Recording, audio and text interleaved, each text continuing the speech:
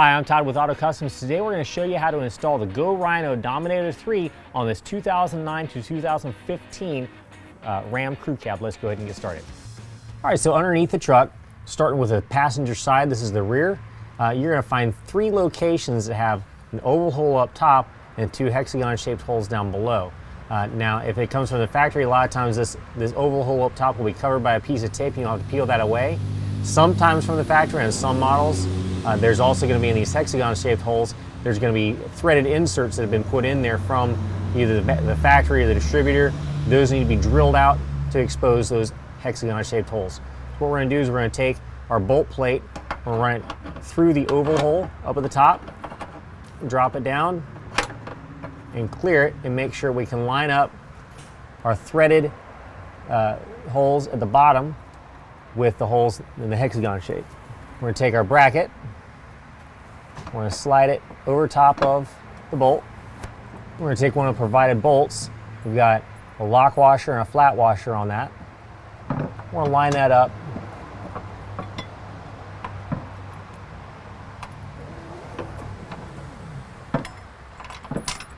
We're going to go ahead and get that threaded in loosely for the time being. We're going to get another one, also just threading that in loosely for the time being. Once we've got these two threaded in loosely, we're going to go ahead and go to the top stud that's sticking out. We're going to throw a flat washer over top of that, and the provided lock washer, and then the nut, and thread that on loosely. We're going to do that to all three brackets on each side. All right, now for the center bracket location, there's actually a trick to getting the bolt plate in there. What we're going to want to do is kind of face the bolt plate towards that bracket. Slide it in that way. Then once it's inside, we can turn it around. Then we can finish inserting it in and line it up.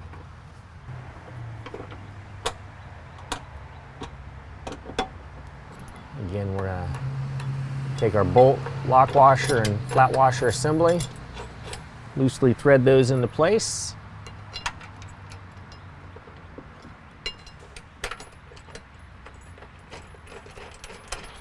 Followed by the flat washer, lock washer, and nut on the stud.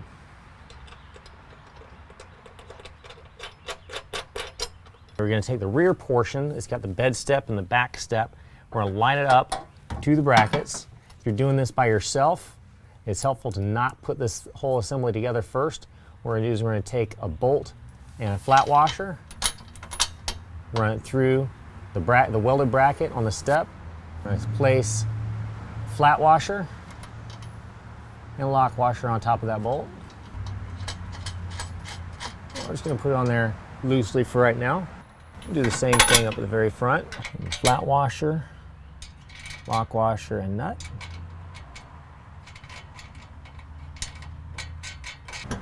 And continue with the other two bolts, flat washers, lock washers, and nuts.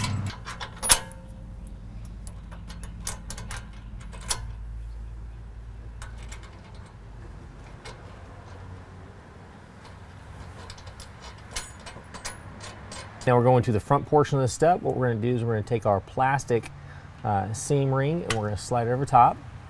We're going to take and slide the front portion into the rear portion.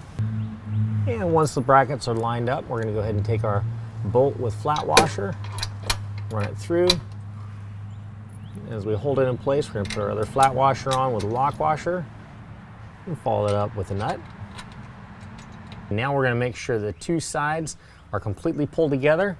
Once we do that, we're going to take a 14mm wrench and put it over top of the nut or over top of the bolt head, and then tighten down the bolt on the back side with a 14mm socket.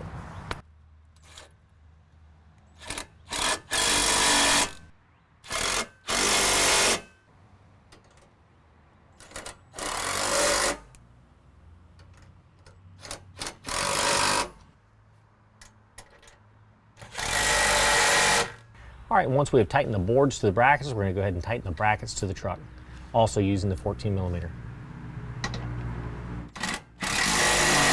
Next, once all that is complete, we're going to go ahead and take our lock bolt. We're going to thread it through this opening here. Use a 3/16 Allen head and tighten that down.